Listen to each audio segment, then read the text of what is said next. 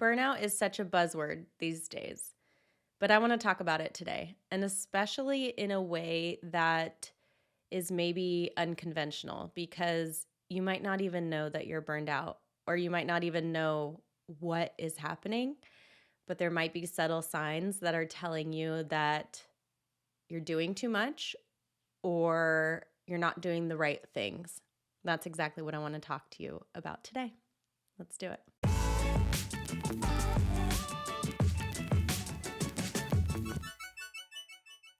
Welcome back to Design, Create, Inspire with me, Bryn Young. I'm starting out a little slow and rusty because this is, I think, my first solo video podcast episode that I've done in probably 6 months. And it's also going to be a vulnerable episode because I didn't want to come back to the podcast and YouTube without being honest and telling you what is going on and why I kind of went off the radar. I was doing consistent weekly episodes for 8 or 9 months. Okay, well, let's first start out that I started the podcast in 2020 and wasn't totally consistent because it wasn't my primary work, basically. And then I started becoming more consistent. And in September, October of 22, I decided I'm going to consistently create an episode and post it every single week. Now, sometimes that would be like batching episodes, but I wouldn't miss a week. And I did that until June of 23, and I did not miss a week. And I'm going to go into a little bit of my story, but don't worry, you're going to resonate with it if you tend to do a lot and put a lot on yourself or have high goals or want to make the most of this life like me. So I'm going to share a little bit of my story so that you can just see what other people are going through, because so often we do show the success and the awards and the exciting things, and I completely burned out, and I want to share what that looks like. So in June of 23, that was about 7 months ago, we were going on a road trip with my family, and I decided, you know what, I'm just going to take a little break from the podcast, just like 2 weeks. And I told my team, I have a beautiful editor who's amazing. I was like, don't worry, I'm just taking a couple weeks off and then we'll get back to it. And we went on this amazing road trip all through California and only gone for about a week. But I had a really hard time getting back to it. The hardest thing too was that it was constantly on my mind that I know I love it. I know I want to get back to it. Why can't I just get back to it? Why can't I just sit down and record an episode? I love it. It's not hard. I have so much information, so many topics I want to talk about. Just sit down, just do it. And for some reason I couldn't, not consciously, I just wasn't doing it. I was procrastinating. Then I had a couple interviews. I think I had like maybe two or three interviews. I'm like, okay, this is because I have it scheduled. I have someone else who's coming on. This is going to be the catapult to getting back to it. And then I'd release it, and then I wouldn't do it. And I want to back up a little bit. I didn't realize that I had hit this burnout.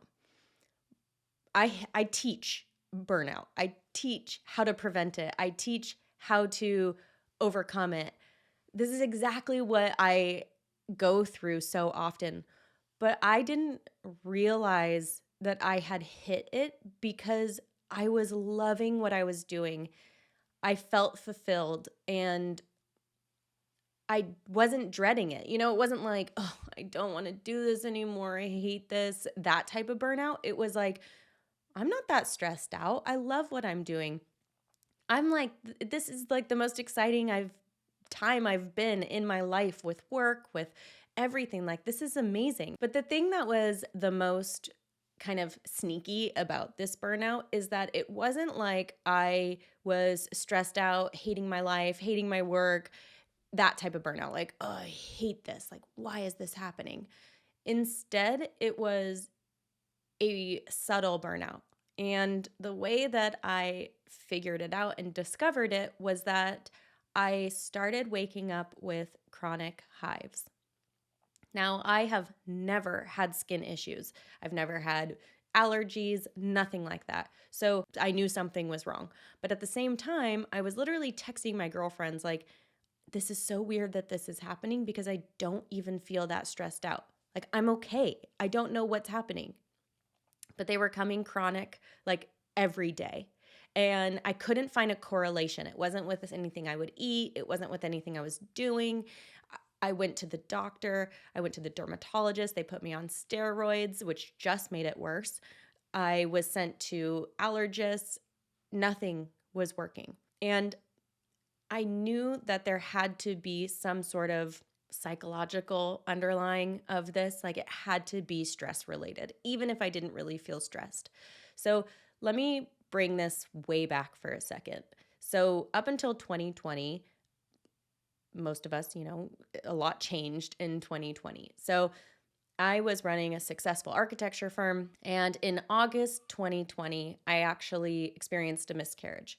Now, this isn't something that I need to go deep into here, but I think it's an important aspect to talk about because instead of really diving deep into what that meant for me, I put my feelings and energy into busyness, which I've always done, which now over the last 6 months or so, I'm trying to unpack and figure out because I love being busy. I love creating. I love developing new things. I love running businesses. I love doing all those things. I love feeling that feeling of success.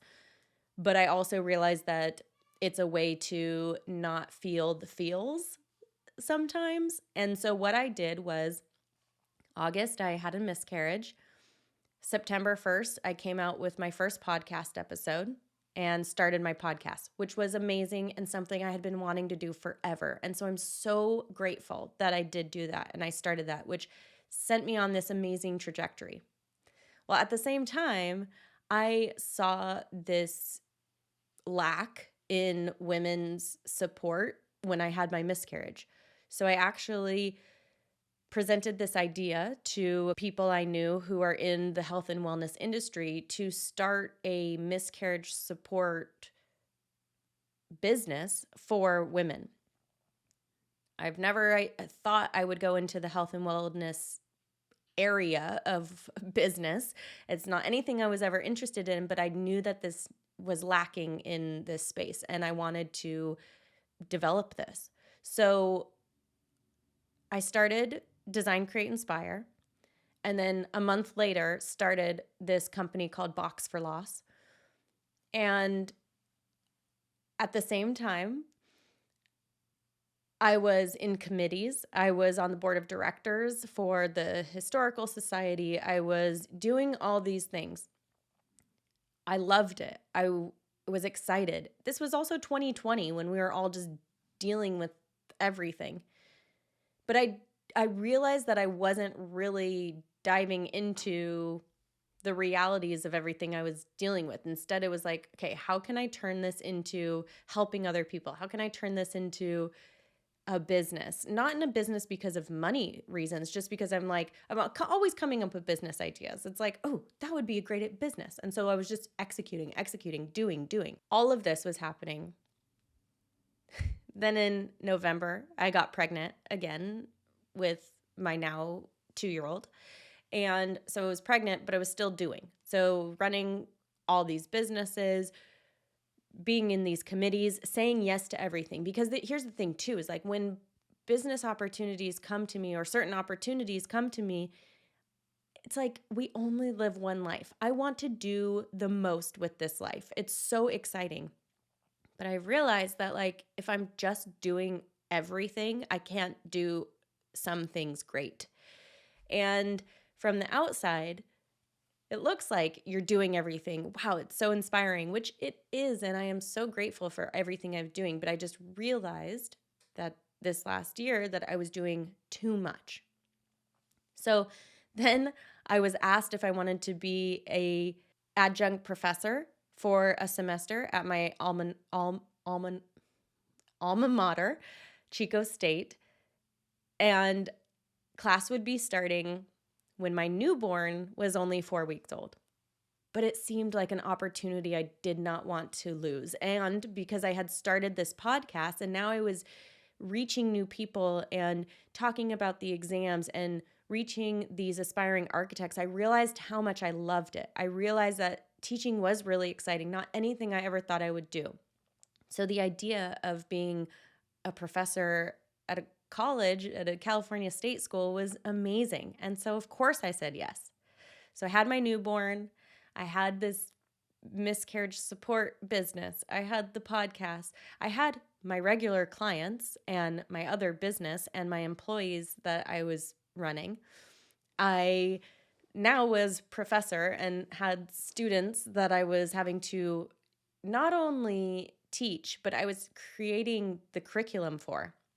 There wasn't really a curriculum. I mean, there was kind of an outline, but I was creating the lectures, the weekly lectures, which was twice a week.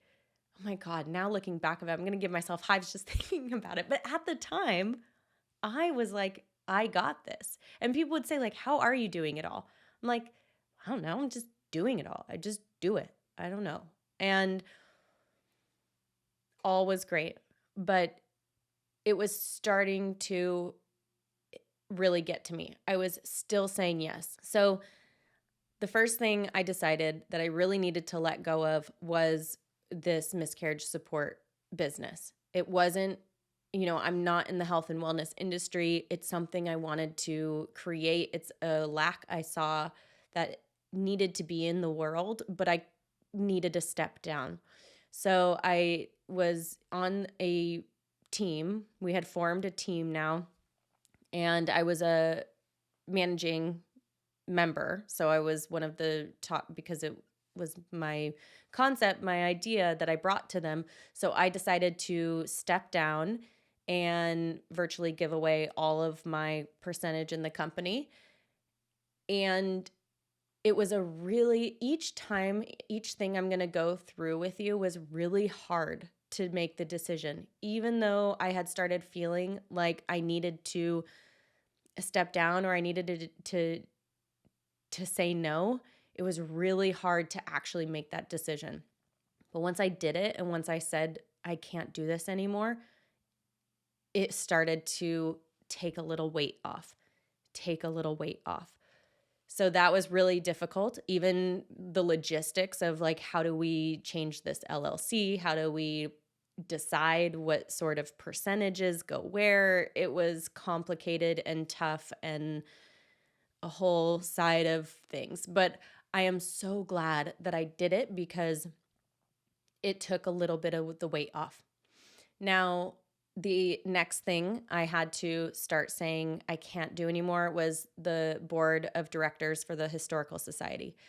Back before 2020, I lived 2 blocks away from the meeting place. It was so easy. I'd, show up, just walk down there. I loved it. I loved meeting the people. I loved going to the different events.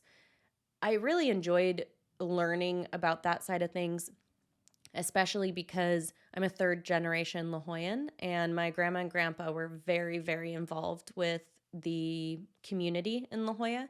So I felt like I was carrying on their tradition and carrying on their legacy by staying involved in the community.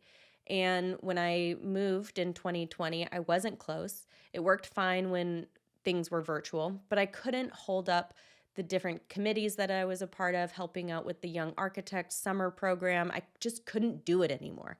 And I was starting to have to say no. And I realized I missed a couple meetings. I'm like, I just can't have this. Sometimes it's like this looming thing over you that just the idea of it, you have to let go of so it's not weighing on you. So I had to call them up. I had to say, I'm so sorry. I'm just not able to do this right now. And that was a little weight off my shoulders. Now, this professor job only was about 6 months. It was about a semester. So that ended.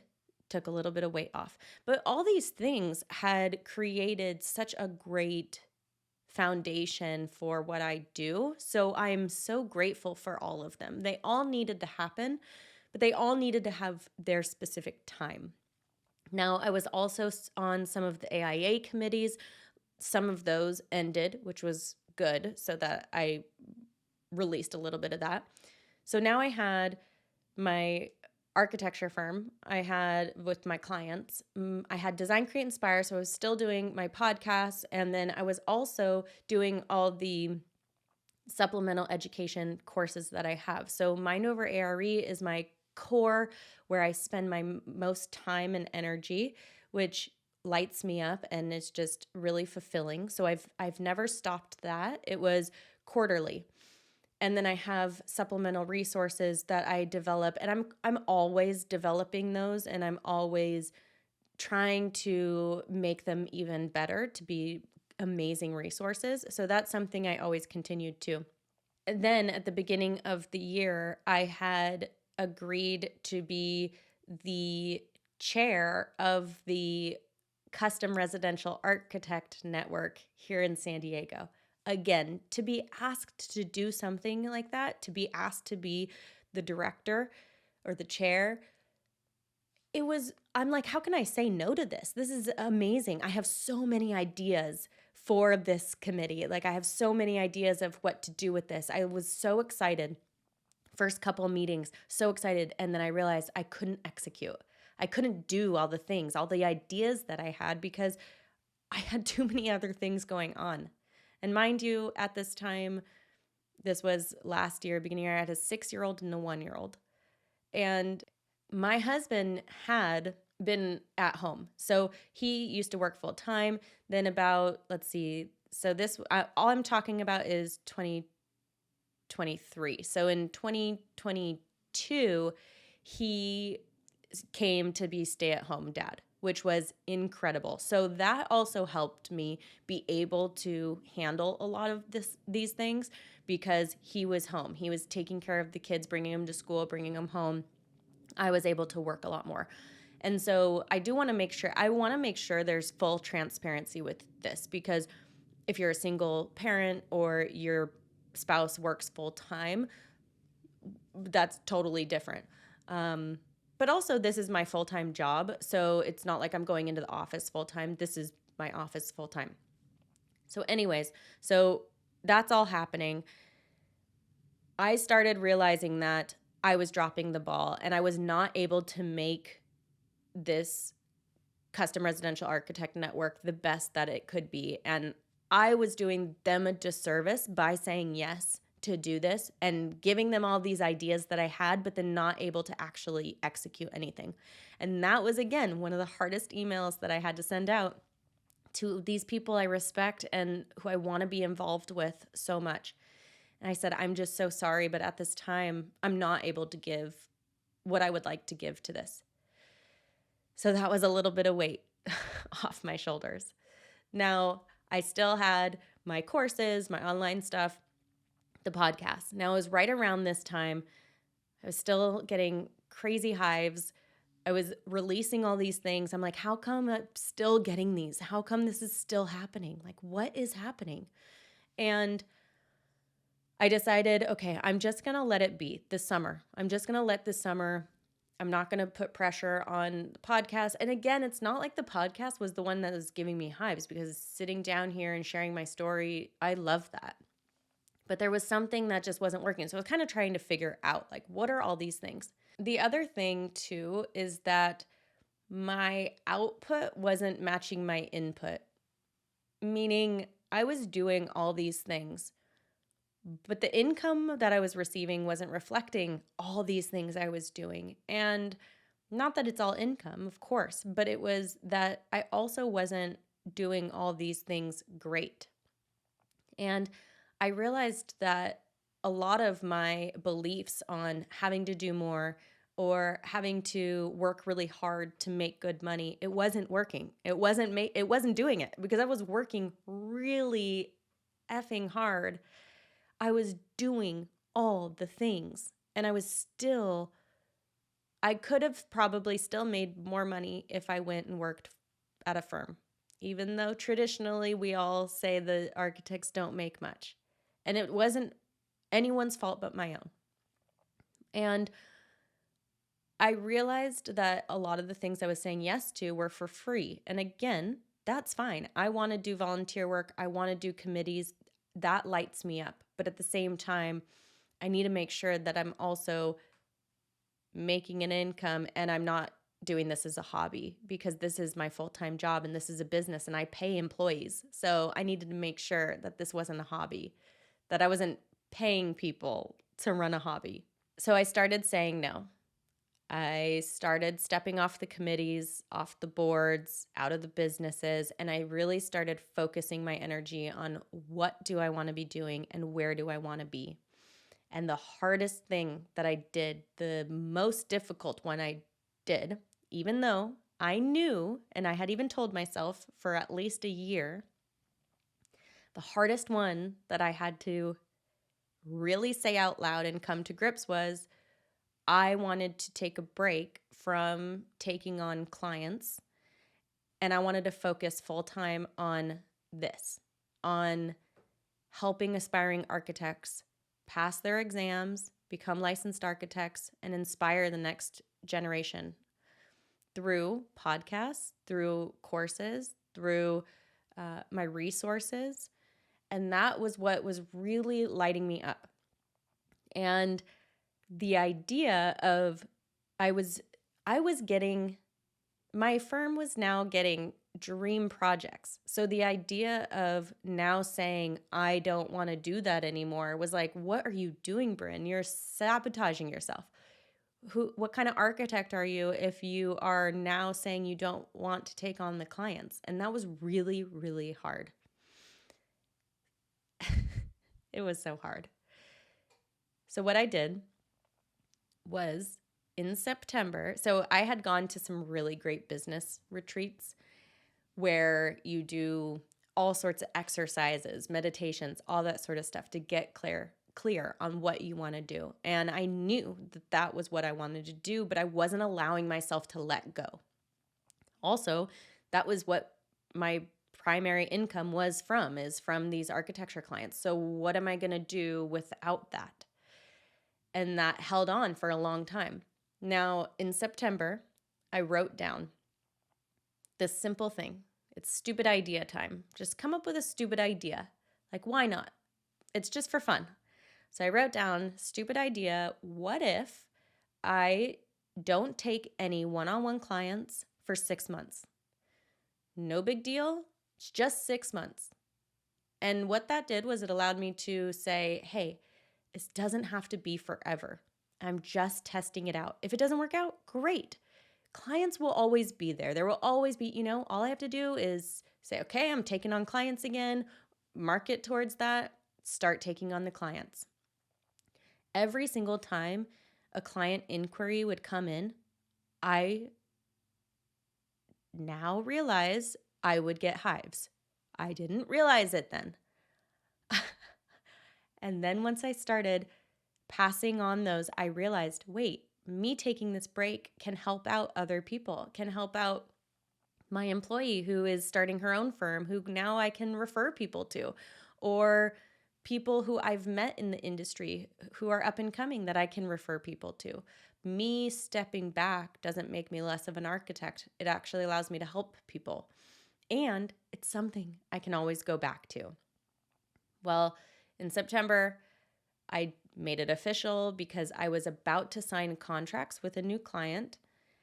I had even sent them the contract, and I had, which was really hard, I had to write them and just be totally honest and say, I'm so sorry.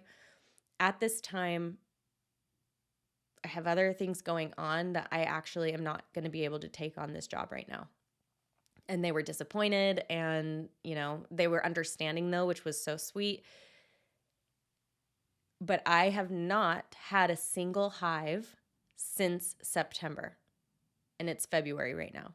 So I also started changing up how I was showing up on social media, on all these things where I started releasing what it looked like to be an architect. Like, I just started being vulnerable.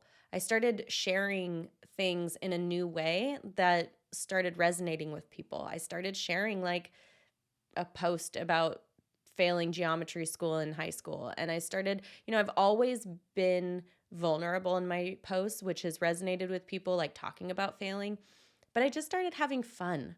Like, I started bringing play and fun into things, like not taking things too seriously. Like, what does an architect actually look like, and what sort of designed posts do they have to make, and have it all curated. I didn't. I'm saying, okay, I'm going to do this weird trendy audio and have fun with it. And I started having fun. And you know what's the craziest thing is that in September, when I stopped worrying about how I was showing up, I stopped caring about what success or architecture or anything looked like to anybody. I started saying no to what I knew in my heart I needed to start saying no to.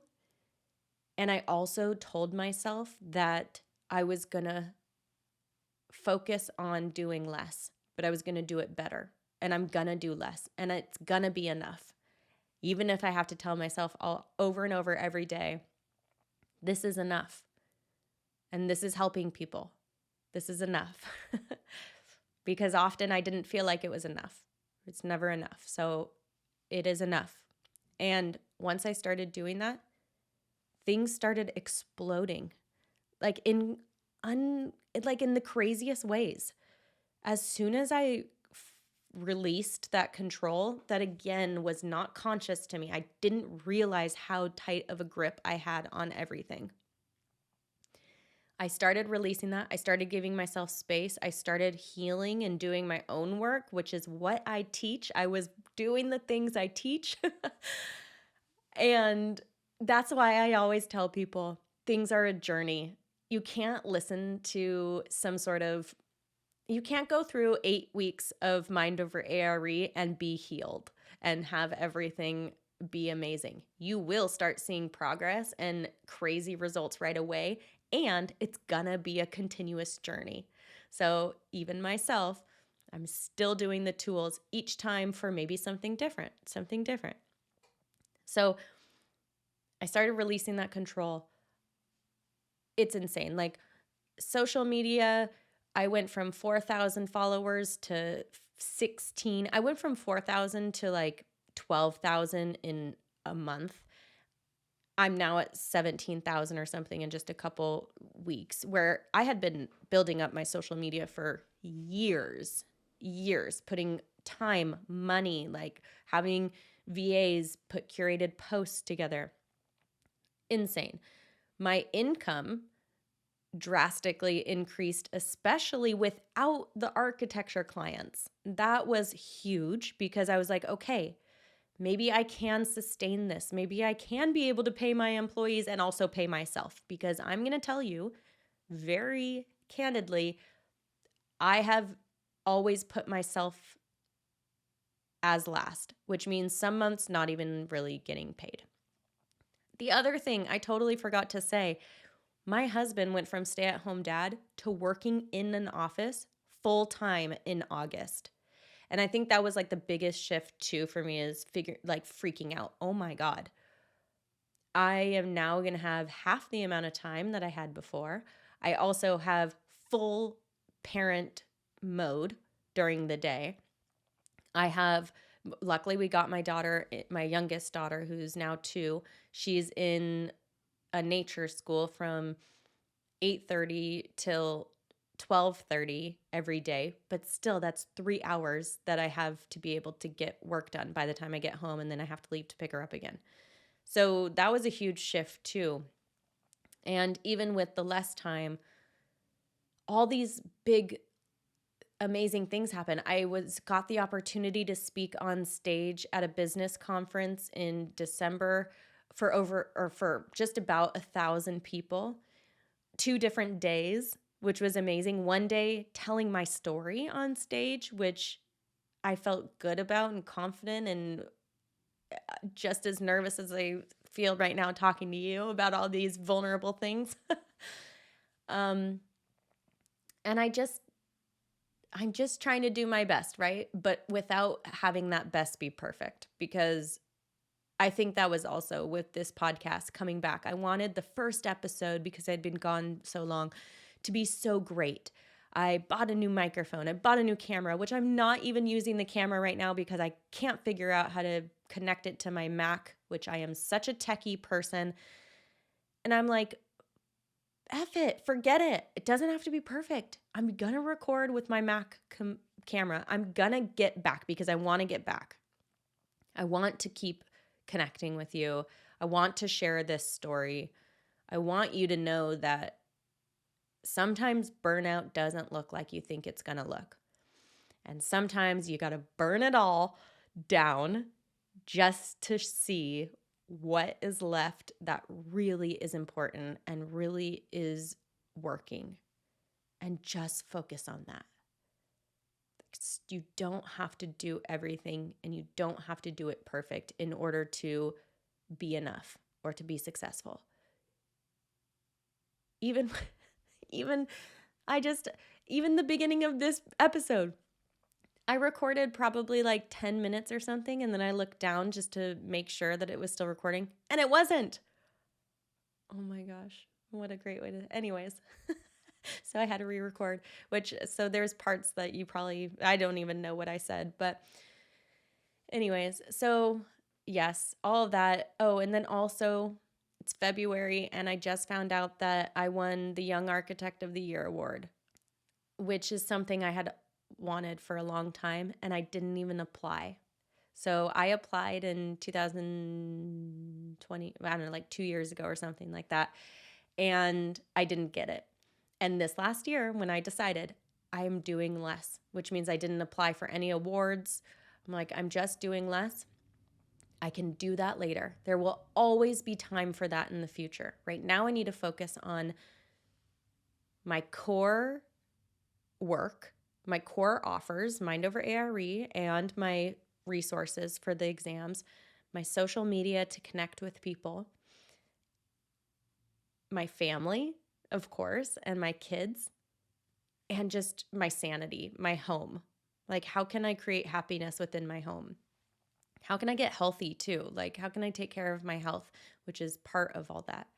And I found out, I got the email that I had won for 2023, and I was shocked because I was like, wow, the time when I finally decide less is more for real, that I can do less.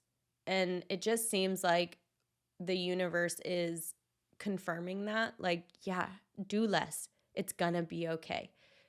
You don't have to figure it out and do it all. And that can be for you too. Say you're taking your exams, or you're doing something that you feel like has to be done by a certain time or has to be done perfectly. It doesn't. Life is short, but it's also long. And I've always been big on goals, and I won't diminish how big of goals I make and where I see myself, because I know that I want to do big things. But I just want to release that pressure a little bit, that it doesn't all have to be done now. Some things are worth waiting for. And just chill a little bit. And being you is enough. Being you, showing up as you are with the right energy, can change people's lives. And that's something that is important to me, is impact and legacy. So for me, my whys in what I do, I want to make a big impact on people, not me specifically, but I want to help people. I just see so much potential in people, and I just want people to, I want to make an impact to show people anything, whatever they need.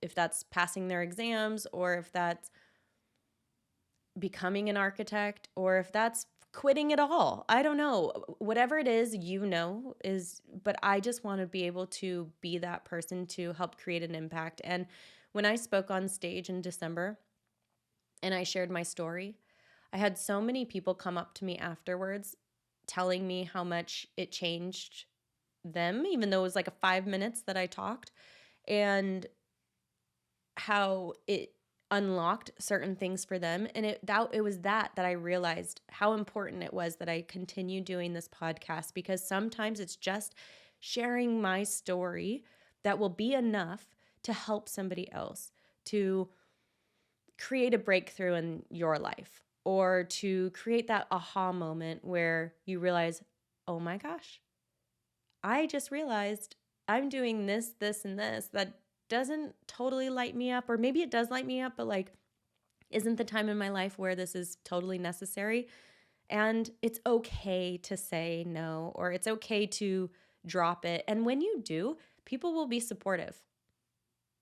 So that's my burnout story. That's my breakthrough story, my burnout to breakthrough. And it's still not over. I'm still figuring it out. I'm still going to come on here and share these stories with you. And I'm still probably going to take on too much and then have to slow it back down, and then take on too much and then slow it back down. And if you are in my ARE resource world, you will have seen the last month that I actually merged two of my big resources for that exact reason. I had the ABC Club, which is a membership. I had an architecture course membership, and I realized having so many things doesn't make sense. Let's just merge it, which is giving people double the value. They can, the same price, double the value, and focus. So how can we go about efficiency? How can we go about, because the last thing you need for your exams is more resource, feeling like you have 6,000 hours of things to consume. How can we give you less that's going to help you retain the information better, and then be able to pass your exams without having to do a zillion things? So that's my goal. That's why I merged those. And that's really my focus too. Not only less but better for my life, but less but better for the resources and everything that I give you, so that you can more efficiently pass your exams or do whatever it is that you need to do. So I hope that helped resonate with anything that you're going through, or anything. This is my coming back episode where I'm back and I'm still trying to figure it out. I'm still trying to figure out what life looks like, what happiness looks like. And I just had an interview. So another interview is coming up next. So enjoy. And she brought up a really good point at the end. She said, life is not about just happiness, even though we do talk a lot about happiness, because you can't be happy all the time. And so often I find myself, why aren't I happier? Or I have all these things, like, shouldn't I be happy or have all this energy? Or I feel like so often I don't have energy, or I'm tired, or like so many people will comment like, you're such an inspiration. I want to be like you, or you have it all these things. And it's so easy to, and I'm sure that I don't know, it's so easy to be like, oh, well, why don't I feel that sometimes? And so that's what I'm focusing on. It is enough. And all the awards, all the wonderful praises, all that stuff, that's great. But none of it matters unless you really feel it inside. And it's not like I'm like sitting here like, oh, I'm depressed and it's been terrible and I don't enjoy anything. It's totally not true. But I just have found that I'm constantly doing more, hoping that it will feel like enough. And I'm just stating it now. It is enough. And I'm here to be a support for you. And you are enough, whatever that means. and I'm going to do things a little messy. It doesn't have to be perfect. The camera doesn't have to be perfect. The lighting doesn't have to be perfect. And the episodes don't have to be perfect. And that's something too that like once I had a couple of viral videos go out, you start getting the comments that are not kind and derogatory and rude. And who cares? Like, I think once you release that there will be people that don't like you, great. There will be projects that don't go your way, great. There will be clients who hate you or hate your designs, cool. Like once you can release all that or just accept that and start diving into it and going bold and getting a little messy, you start to realize that you can impact so many more people because you just do it. And for the amount of people that hate on you or talk shit or whatever is minuscule and doesn't even matter compared to the people that you can impact and that you can help. So that's where I'm at. That is where we are today. 2024, Design, Create, Inspire is back. Let me know what you want to hear about. Let me know how I can help you. And let's just have some fun. Let's just play a little bit more. All right? I hope that this helped. Next week, we will have an amazing interview where we're going to be talking more about play and happiness and doing things a little bit differently. So stay tuned, and I'm very happy to be back. Thank you. Please go rate, review, subscribe, do all the things, and go DM me on Instagram at Be Young Design and tell me what you want to hear more of. Thank you for letting me be vulnerable, share all my messiness. I'm getting healthier. I have not had a hive since September, which is insane. Insane. I'm doing great. I'm trying to get my energy back. I have been on a health kick since December, which doesn't always look the healthiest, but it is for me. And I'm just ready to make the most out of this life, which I have. And it probably has looked like that from the outside, but I'm ready to be the healthiest and happiest and energized for my family and for you and for everybody else. And some days that might look like not being happy and not being energized, and that's enough too. Okay, that is it. Thank you for letting me rant. All right, have a wonderful day.